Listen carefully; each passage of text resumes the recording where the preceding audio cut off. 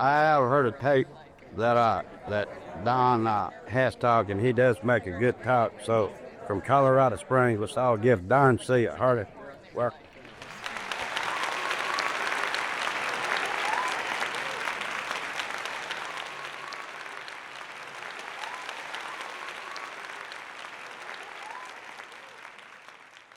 Good morning, everyone. My name is Don C. I'm an alcoholic. I'm also a member of the Mohican Nation, and I'm from the Coyote clan on my father's side, and I'm from the Turtle clan on my mother's side. And in our culture, whenever you introduce yourself as to your identity, that people say, who are you? First, I even had to say, I'm an alcoholic in front of my tribe or my clan, so that I never get my priorities mixed up. I must always remember that first. And then I introduce myself as to my clan and to my people. And first, I'd like to say it's really an honor to be in your country here. This is very beautiful.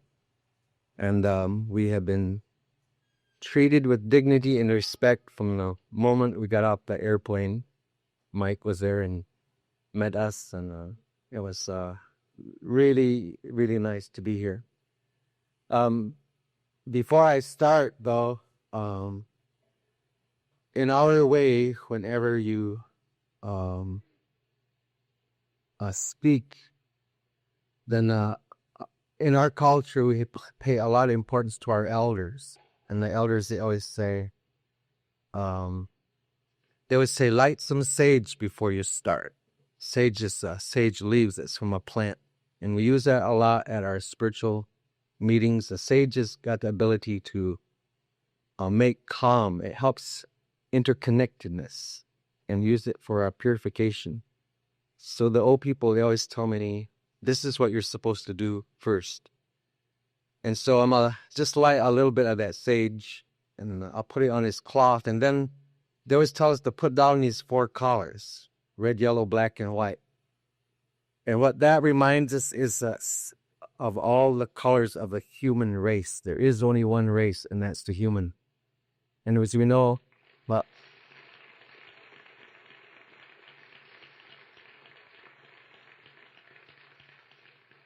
and it just so happens that the Creator made us different colors.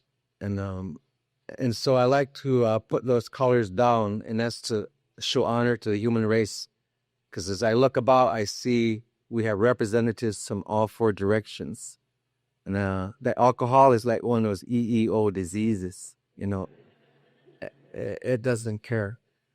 And that in AA, I was taught here eventually in AA that what I needed to look at was a person's heart, and that we should just take off our earth suits and take the outer suit off, and then look at one another just as humans, and look at one another's hearts or one another's insides.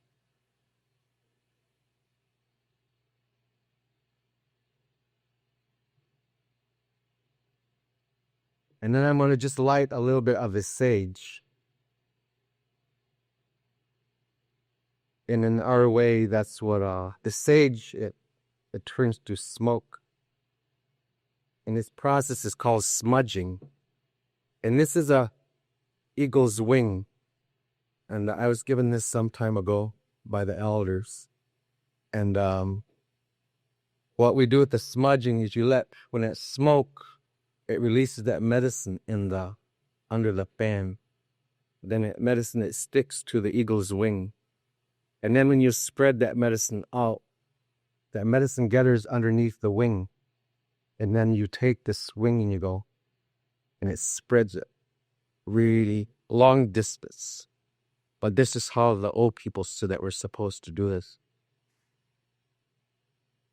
And that I do it also because I'm nervous.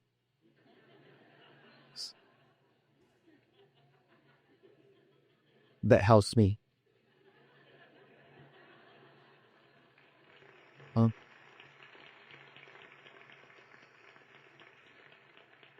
Then a second reason I do this is I lay this feather on there, and the way it is in our ways, the old people, they say, whenever you stand in the presence of an eagle feather, you cannot lie. So I thought, I better have that feather out here. So I tell the truth. I was taught too by you in this program that you always tell your experience, your strength, and your hope. And sometimes, I guess the best way we can explain things sometimes tell a story. So I'll tell you a story about my journey.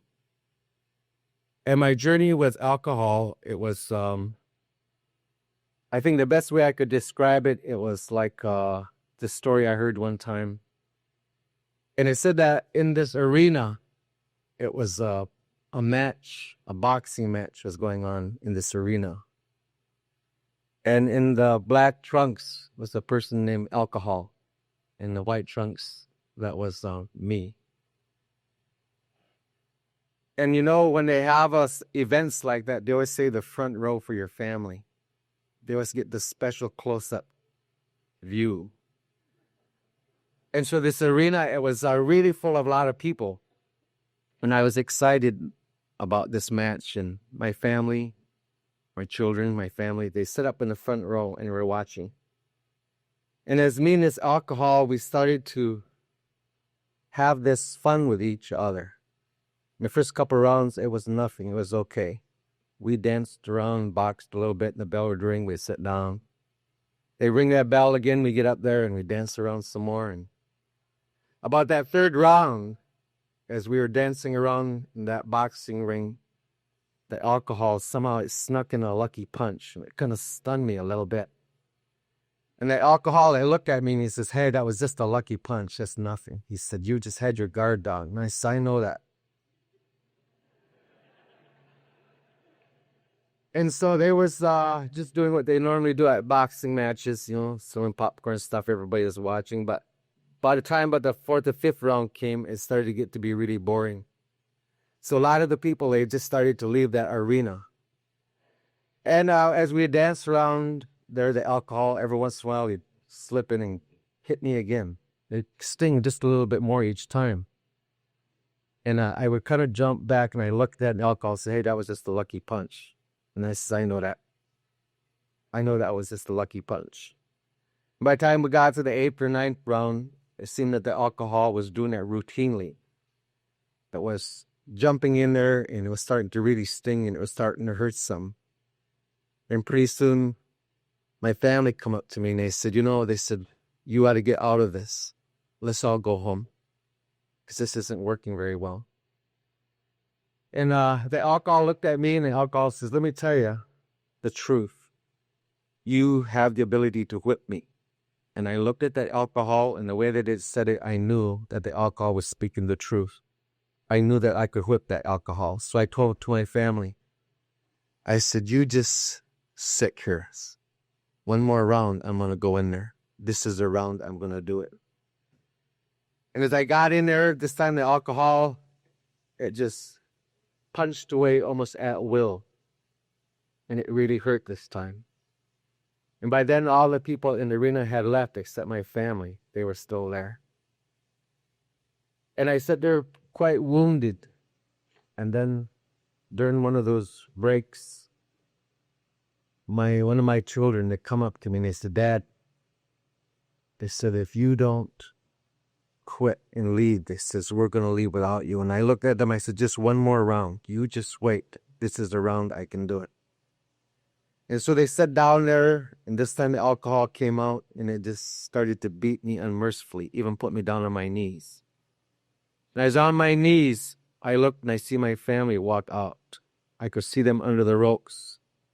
Out they went, because they said they couldn't take it anymore. And so I looked up at the Alcohol, and the Alcohol says, he says, "You can beat me. I'm telling you the truth. You can whip me." I looked up at the Alcohol, and I said, "I know I can." I said, "I can whip you." And I told him, "Ring that bell again because I'm ready now." So as I got out there that next round, this time the Alcohol, it started to really fight unfair. It didn't listen to any of the rules. It started to beat and kick and pound. And finally, I was out on my hands and knees, and I was crawling out there. and the alcohol would stomp. Finally, right to the point where I was on my stomach. All I could see was the alcohol's tenor shoes. And the alcohol was still telling me, he says, you can whip me. And then finally, I think it sunk in. I said, no, I can't. And so I crawled out of that arena. And I got out of that arena, and it seemed I started to get a little bit better. Things started to fall in place. And I remember this one day I got thinking. I said, you know something? I think I can whip that alcohol. And I still had it in the back of my mind I could do it. So one day, night, I went back to the arena and I walked in there. It was lit up there. Alcohol stood there with his hands over those ropes. And I said, alcohol, I'm back. And the alcohol said, and I knew you would be. The alcohol says, because you know you can whip me. So I went in there and we started dancing around, and it wasn't like before. The alcohol put me to my knees right away. I saw his tenor shoes. And I said to myself as I was looking at the alcohol's tenor shoes, I said, man, I got to get out of here. So I crawled out of that arena again. And I stayed out a little bit longer this time, but I started thinking. I thought I knew another trick. I thought I knew another way. And so one night, I went back into that arena again. And I said, alcohol, I'm back. And the alcohol said, I knew you would be, because you know you could whip me. And I went back in there, and this time the alcohol didn't even wait for the bell to ring. I think I was turned the other way. And it just started to beat unmercifully. And right away, I was on my knees, looking at the alcohol's tenor shoes. And I called out of there again. Stayed out longer this time. Thought about it really well. And I think I knew one more trick that alcohol wouldn't know. So when I went in there, I said to the alcohol, I said, I'm back. The alcohol said, I knew you would be. And that's the insanity that we all know about. And the last time I walked out of there was August 10th, 1978. And I found it not necessary to take another drink because I finally figured out that alcohol was lying. It wasn't saying the truth. And it was at that point that I came into AA. And I didn't come into AA to get my family back because they were gone. I didn't come back to get my job because I had none. The reason I came into AA, what put me in AA, was alcohol. That's how come I came into AA. Because there was no other place to go. And I was doing crazy things. I was a blackout drinker. And pretty unpredictable. And when I came into your fellowship, I remember a few years ago, I was riding to San Diego with a woman who runs a service office in Denver, Colorado. And we were riding on the airplane, and she says, I worked at that service office, she says, 15 years. And she said, in those 15 years that I worked there, she says, you was the most hateful, angry human being I ever saw walk through the doors of AA. And this was true. By the time I had come to you, that was about the only thing I had was hate.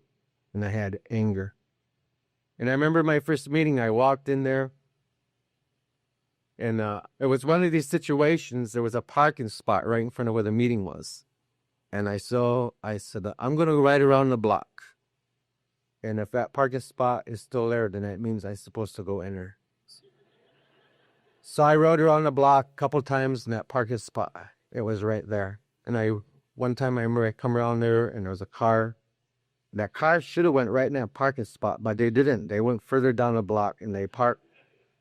So finally I went into that AA. And I walked in there and I looked and I said, oh my God, there's all white people in here. But I was very prejudiced at that time. And I resented that. I sat in that meeting and I remember there was two things I really hated.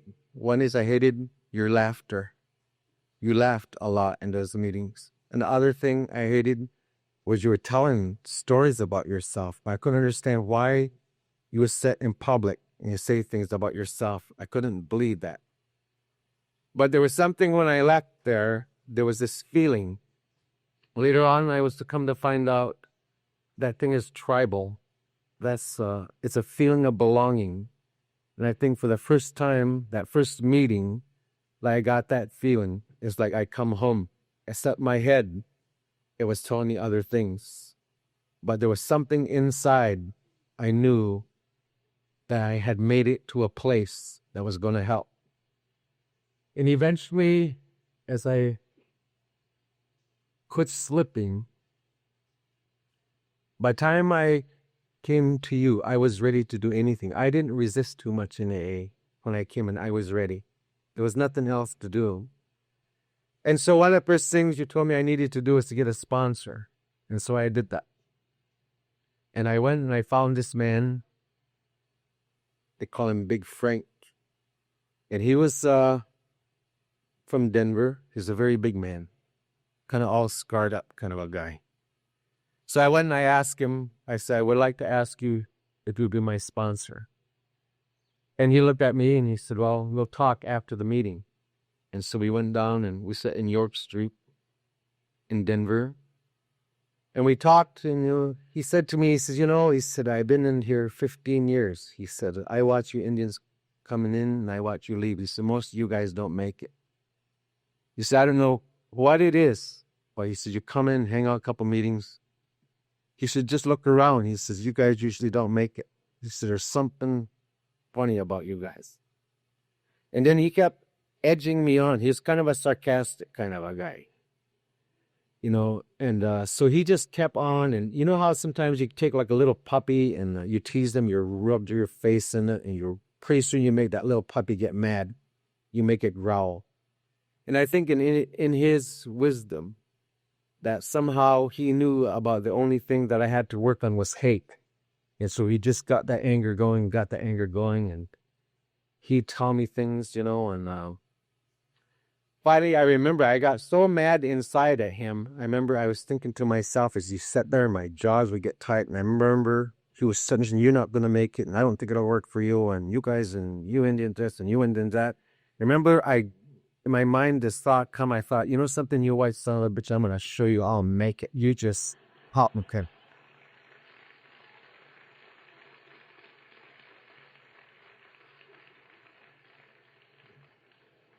And so he says, there's a couple of things I'll guarantee you. He says, we work together because we want to work together. And he said, one thing I will do, he says, I will be your friend. And he said, it doesn't matter whether you drink again or not. He said, it has nothing to do with you. That's my decision. No matter what, I will be your friend to you. And the second thing he said is, I'll share my experience with you. And he says, believe it or not, I do know things you don't. He says, because I'm sober and you're not. And he went on to say, he says, I'll tell you some other things. He says, first of all, you need to realize in this relationship, he said, I am not your taxi cab. He said, I'm not your banker. I'm not your daddy. I'm not your mama. He said, what I do is, he says, I will show you what the program of Alcoholics Anonymous is. And he held up this big book, and he showed me how thick was 164 pages. And so what you're going to do in that book, he says, you are going to bet your life that if you do what's in these pages, he says, you will never have to drink again. That AA is about dying sober. And I remember when he told me, he said, you will never have to drink again. That was an incredible thing to hear, that some kind of program existed that I would never have to drink again. And those words, it just opened my ears because I almost felt like crying. Those words were so powerful that I would never have to drink again. And so he showed me how many pages was in that big book. And then he took the schedule and he circled some meetings.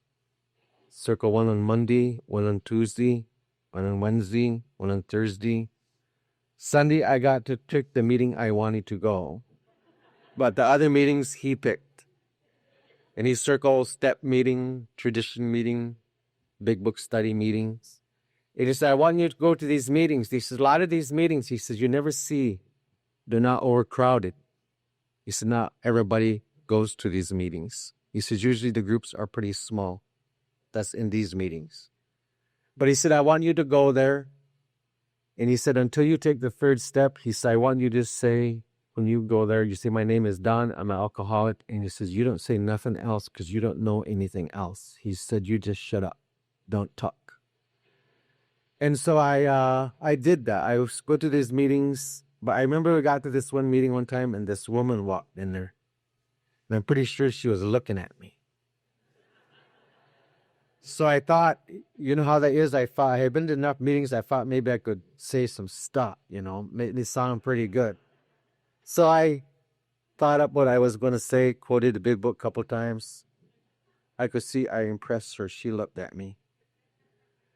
And so anyway, we got done and I got home. I wasn't home 10 minutes, the phone rang. I said, hello. Frank said, what the hell were you doing talking tonight? The sponsors, they can hear. I mean, they find out things that you don't think that they should find out. But they do find out. And so I did that. I didn't talk anymore after the third step because sponsors, they find things out. But as we started to work together with this man, then he started to show me the instructions in the big book. I used to look in that big book. To me, initially, that big book was the most boring book I ever read in my whole life. And I never could find the instructions in it. I didn't know where they were. I mean, I thought it was like some places with instructions. That's what I thought it was saying, and I could never find them. And so he started me in reading that big book. And he told me it was a textbook. And the textbook is something you have to study. And he showed me where the instructions were for the first half of the first step. And my mind was pretty foggy in those days. So he was pretty adamant that I read that 25 times. He said, you got to read it again and again and again and again and again. And so I read that about that alcohol. And I started to see some things in there. Some of those things I read at first was scary. And I remember that time that I read that part in there where it says that the day will come when you have no mental defense against that first drink. I knew that sentence. And I read that sentence where it says that some people don't lack the capacity to be honest and that some don't make it. And that scared me because I knew about my honesty, about my dishonesty. I knew about that. And I was going, my God, will I be one of those who doesn't have that capacity? So some can't make it.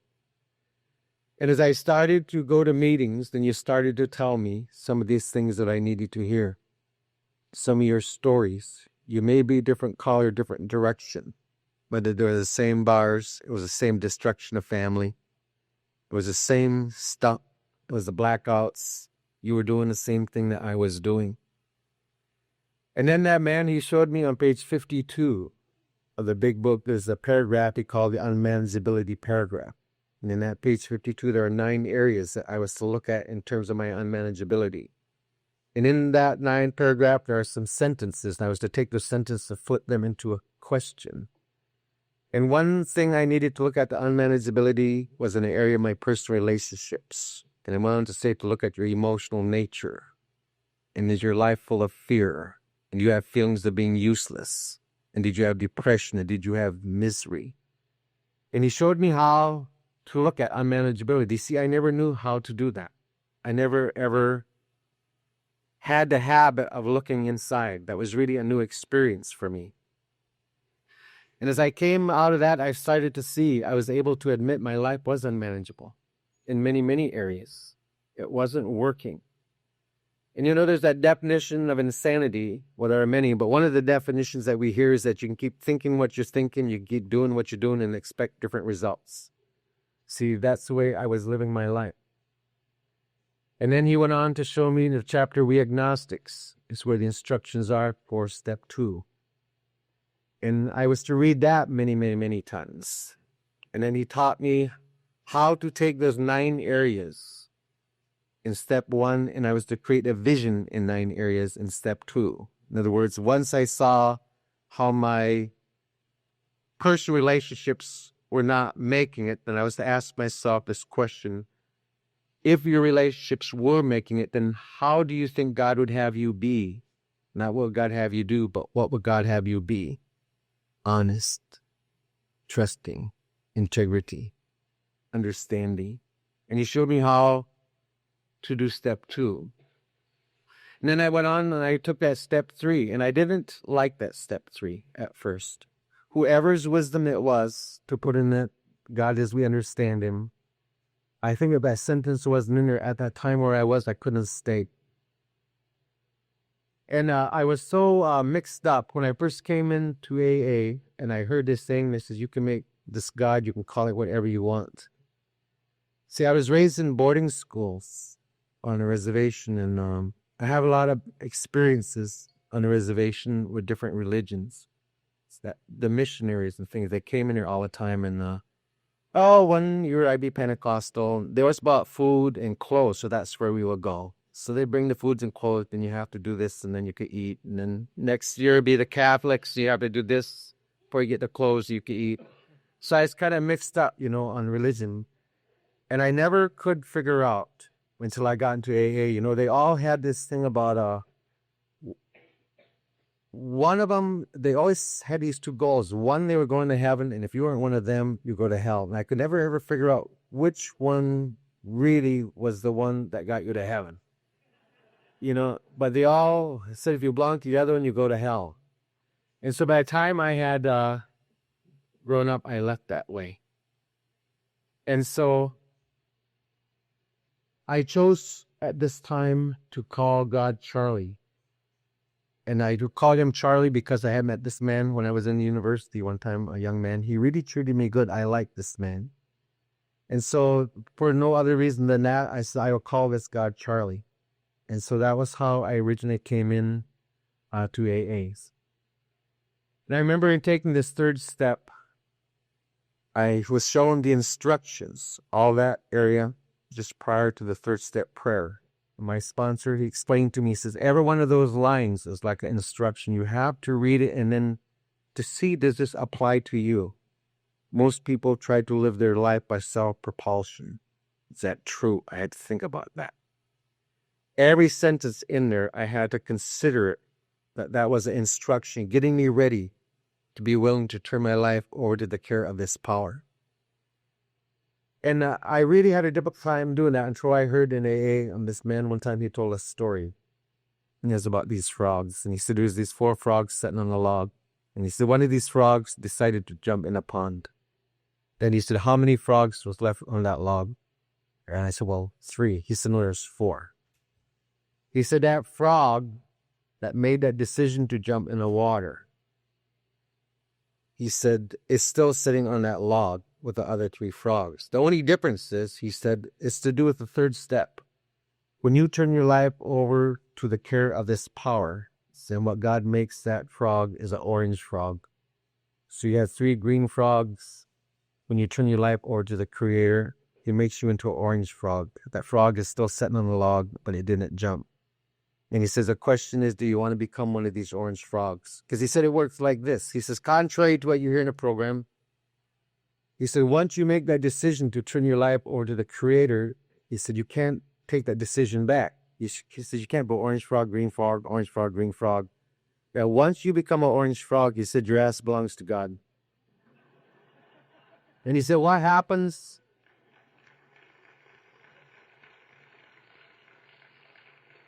He said, what happens if you go and you get drunk 3 days after you make that decision to turn your life over to the care of the Creator? Then you are a drunk orange frog. That's what he said.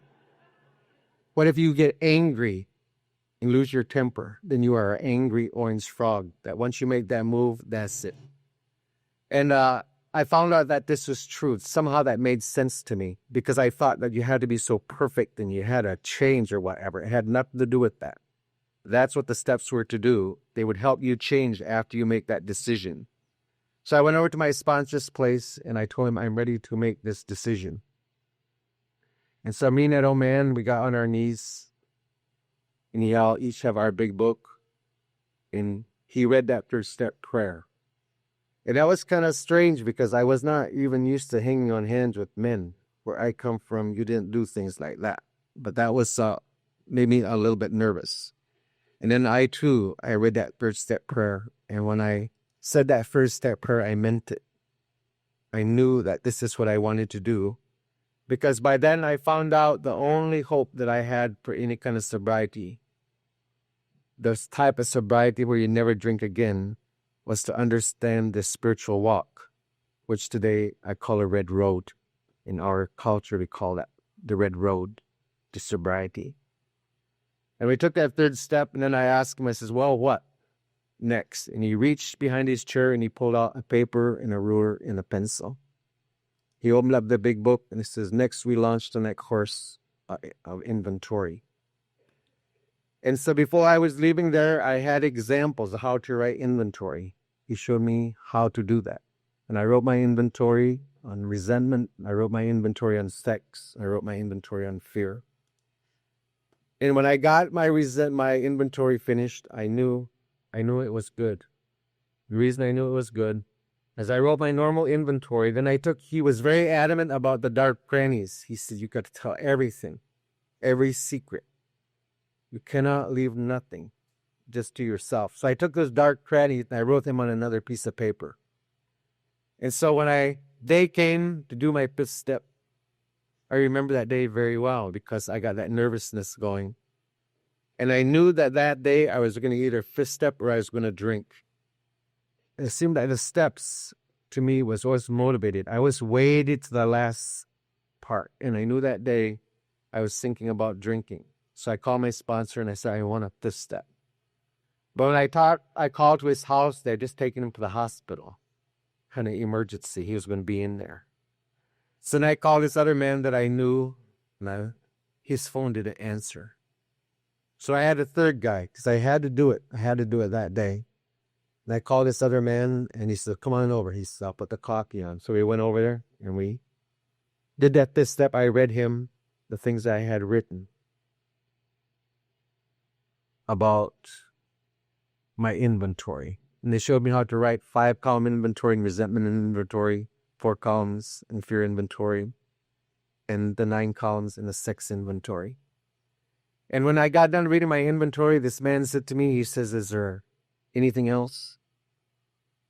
And he's like, damn, he knew I had that piece of paper in my pocket. I says, well, I think I have a couple of things. And so in his wisdom, he started to tell me some of the things that he wrote in his inventory. And I remember the relief that it was because he really told me some juicy stuff. And I had some of that juicy stuff on mine. And I remember I thought to myself, as he's telling me that, I said, I think I can do this now because if he tells on me, I'll tell on him. So anyway, we got through the inventory. I read those dark crannies and I went back home. And he showed me in the big book, it says, after you finish fifth step, you go back home. Some instructions again in the big book. It says, first you thank God from the bottom of your heart that you know him better. And so I lit some of this sage and I sat down in this place I was at and I started thinking about this journey. Because see, I had another plan when I came in to go through that set of steps. I said to myself, I am going to put an effort into these 12 steps, but I'm going to do a check at step number 5. And if I personally don't see this stuff working myself, then I ain't doing no more. But I will give it to that 5th step. And when I came home, I sat down and I was thinking about this journey and about the things that happened. And so I just kind of prayed. I just talked out loud to like Charlie. I said, you know something, Charlie? Like this is getting to be pretty cool. Because I started to feel inside of myself that something was going on.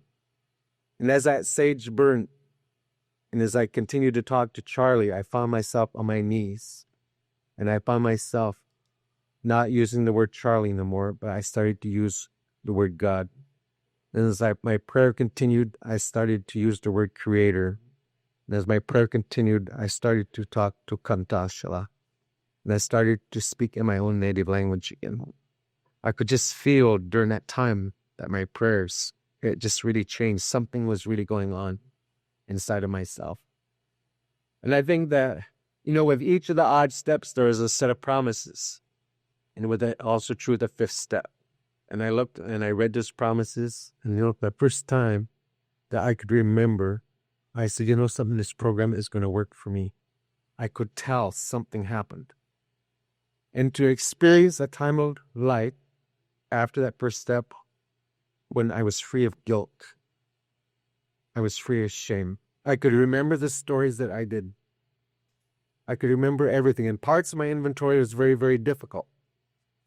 I remember the struggle I wrote when I wrote about my sexual abuse by an uncle when I was a young boy.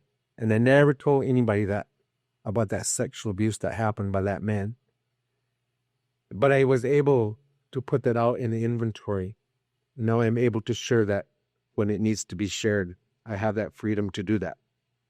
And I had this list of character defects. And he showed me how to take a look at those defects. And I went through and I did what I was told to do.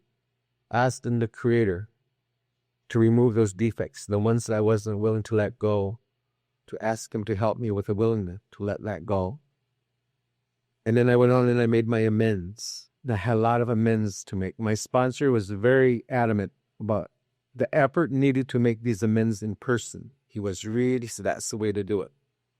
And I remember some of the amends, I didn't know who these people were. And he guided me down to the telephone company, downtown Denver. They have a library of phone books from all over the United States. And I had to go there and to look and to seek out to find these people. And I went through and I made these amends like I was told. A lot of my amends, I didn't do them so hot. I took my amends, I made them in 3 columns: light, medium, and hard. So I went and I tried a couple light amends and they went pretty cool. I said, this is all right. So then I selected a medium amend. And I remember I went to this person, I made it an appointment, and I went there and I started to tell him about this nature of my wrong, what I had done. And when I got done, they said, is that all? And I said, well, yeah, that's all. They said, that ain't all this shit you did. Let me tell you some more stuff that you did.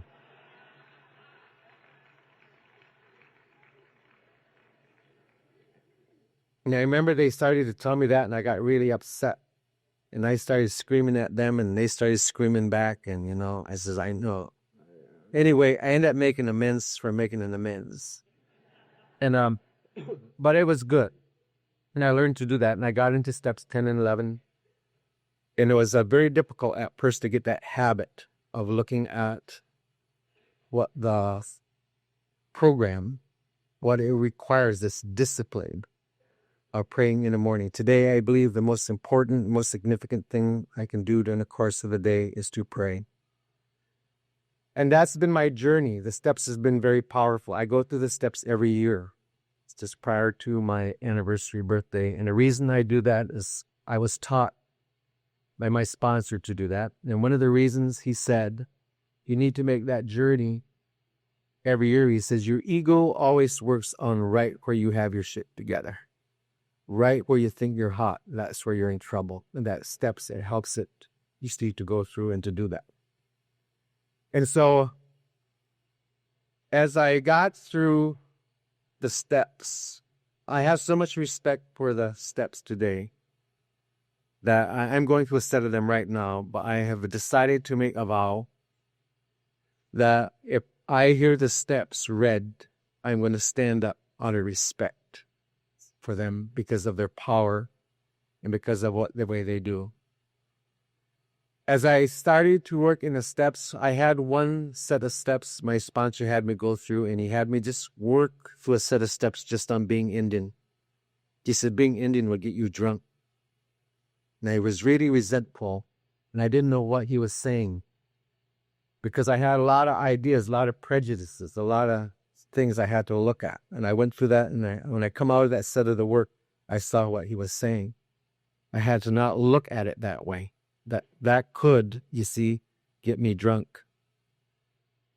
And it was a long healing time for my family, there was a long time of reconstruction. Even though I wanted it to happen right away, it didn't happen that way for me right away. I remember the first year I was sober, I wasn't allowed, I could go to my place, but I had to have supervision to see my children. And then the second year I was sober, I could go there. And when I go there, they say, "Hi, Dad," and they would leave out the back door. They would just leave. And I remember the third year I was sober was the first time I took them in a car and we went Christmas shopping. And as we come back from the store, I was walking them up the steps. And we all kind of stood there because he was going to say goodbye. And I remember my oldest son, he turned around and he looked at me and he said, "Dad has something to say." And I says, "What's that?" He said, "I want to tell you I love you." And he gave me this hug. And my second son gave me the hug. And my daughter, she did also. And I got in a car and I drove back to Colorado Springs where I live. And I remember that feeling inside. I never ever thought I would see the day that I would turn around, but it didn't. And at that time, I was working at a corporation and I started to, it says you need to apply these steps in every area of your life. And I went to this corporation and I worked there for 14 years. And it actually was through you I started to find my culture again. I went back home and I started to talk to the elders. I took the steps to the elders and I asked them, I said, these 12 steps about recovery. I was a little concerned about walking two paths, a white way and a red way, as I called it. And the elders, they looked at these steps and they said, "No, that's our way too. This is the old traditional way. We used to do all of these things, always examining ourselves." They said the only change I would ever make in these steps, they said, is you put them in a circle. Because we always work in circles. We don't work in lines. And they said you take steps 1, 2, 3, you put them in the east. And that is a direction like that new sun. It's a direction of finding the Creator or the Great Spirit or God, whatever we call them. Then he says steps 4, 5, 6 is in the south. And he said that is the direction that you find yourself. Next, for the sun is high, the growth directions. Steps 7, 8, 9, they said put them in the west of the circle. That's like the sunset, the letting go direction, the forgiveness direction. That direction, it pulls things away. And steps 10, 11, and 12 is in the north. That's the direction of the elders. It's the direction of the buffalo, they call it. And that's the direction that the elders come down. But they said, this is the way only difference, they say we would do it in a circle. So I work the steps in the circle. I have learned today that I can use the steps. Like before, we now have a way, we do a ceremony with every step. It's the first time before we decide to take the steps, we go in the mountains. And we really think about making this journey each time we go through them. Because each time I go through them, I wonder, is those steps going to have the magic again? Is it going to work again? And each time I don't think so. Maybe I'll learn just a little bit, but I learn much. And I come down from there and then I do the work just like with a big book. I write inventory with my eagle feather in one hand and the pen in the other. I take the third step. I now take that with the chanupa, the sacred pipe. And I light my pipe. And I go out. And when I turn my will myself over to the care of the Creator, as I go through that, I smoke that sacred pipe and I do that. When I get done with the fifth step, I go to the sweat lodge and I go in there and I leave all that, the steps 6 and 7 in that sweat lodge. I sense how it is now is I run an organization called Light Bison. In the middle 80s, I started to have some of my culture come back. I started to have these visions. I learned I could go on a vision quest. And as in a vision quest, I had that vision of the white buffalo came to me. And I took that vision for interpretation. And the elders, they said, that means you're being called to do something. It wasn't too much later, year or so later, I started White Bison. It's a foundation, nonprofit organization. What we work today is the development of Native American communities. We go there, as some of you may know, there's a lot of alcohol in the Indian communities. And in the communities, like for example, one community that we worked with, they have about 2,000 members. They have about 85% serious alcoholism above the age of 12. 25% of the babies currently being born are FAS or FAE babies, that fetal alcohol syndrome. Average lifespan is 37.6 years. A lot of death. And then they have a lot of abuses. We know what that is. And we came there, and now we have developed a community healing program that is modeled after the 12 steps. And we go and we start working with the community, and we get the community to admit what is it powerless over. And then we go through a process that we look at community unmanageability. And we look at all of the things at a community level. And then we bring the community into step 2. And then we do a ceremony to get the creator to be involved and to help assist. And we found that those steps has many, many applications, that they can be used even in the community level. That community today, in 3 years, went from the 80% or so alcoholism to over 60% sober. And so we go around to the Indian communities. And last year, the elders, they told us, because they guide us in our community, and they said, you have to do a giveaway.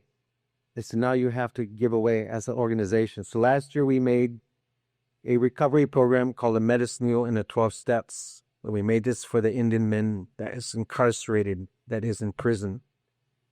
And we didn't have the money to do that, so we got a lot of volunteers. And it was really good. They had 3 cameras shoot, and they have directors from CNN. Everybody come and help do this.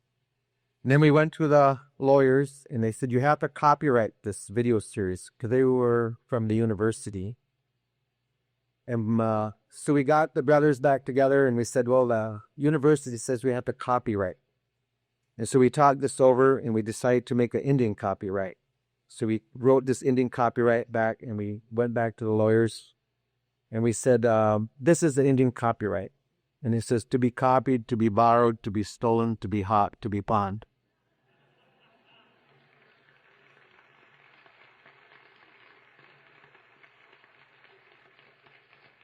So they went into executive session, and they were in there a long time. They stick their head out, and they said, if you do this, it means people are going to copy it. This is, yeah, right. That's what we want them to do.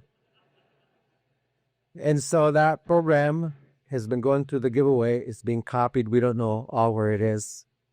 Last year, our organization trained 175 facilitators, and it's in many of the prisons. Then the elders, they came to us. They said, now you have to make one for the women. In November, the creator is arranging for us to make this medicine wheel in 12 steps for the Indian women that's in prison. And it's just a different point of view is all. But it's the same way.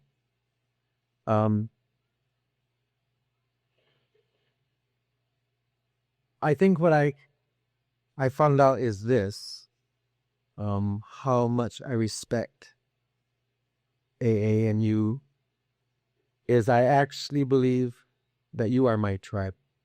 You are my first tribe. My biological tribe is my second tribe. Because I belong here. And I belong with you. And that you saved my life.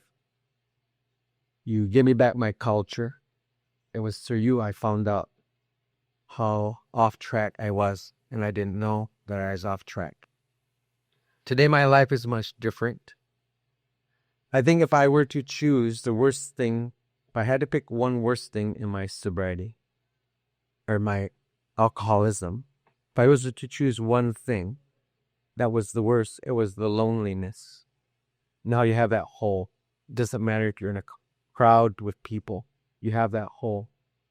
Didn't know what that hole was. What filled it up was to find this relationship with a great spirit. That's what I was looking for. That was that hole. I think that if I were to take a look at the greatest gift that I have gotten from you in my sobriety, and it is my relationship with the Great Spirit, I call it. It's very practical. I have learned things from you, like guidance is always available. I used to think guidance was something like you have to call God, you get voicemail, then you wait. See, does he call you back? And I learned that's not the way it is. I learned how I get that guidance is to get still. As soon as I'm still, that guidance is always floating in the air in an unseen world. And I have the ability to just get still, be still and know. A lot of my life has been restored.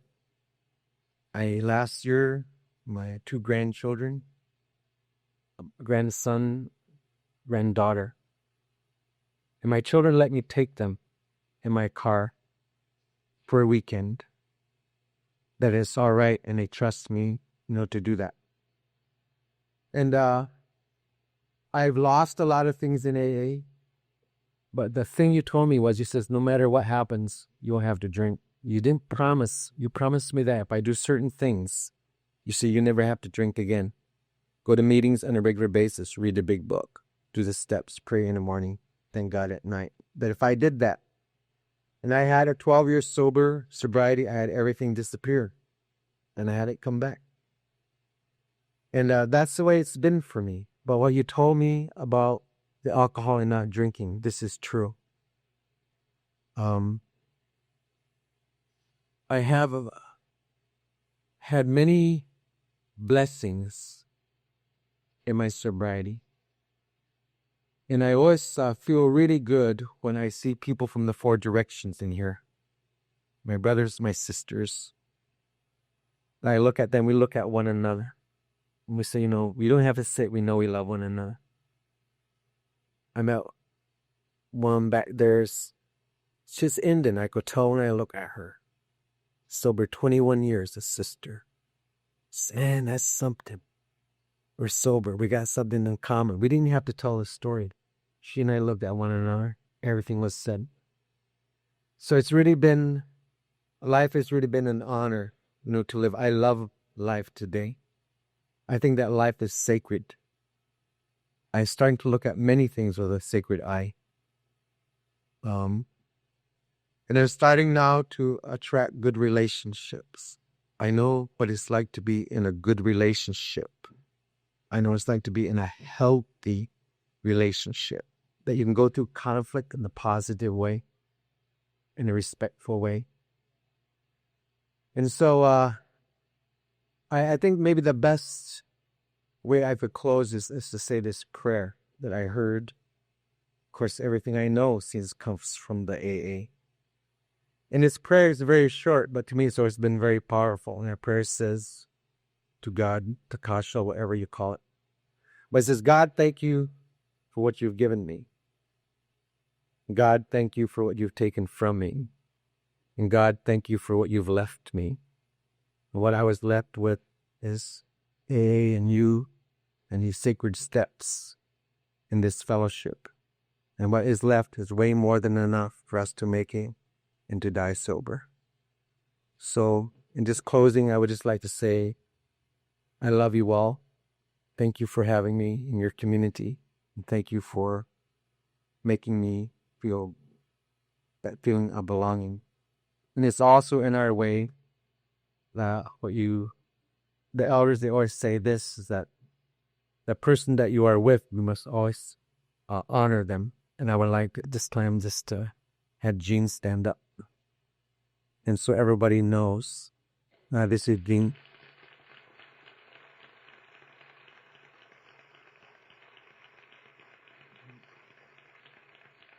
So I just close and I ask you all to walk in beauty.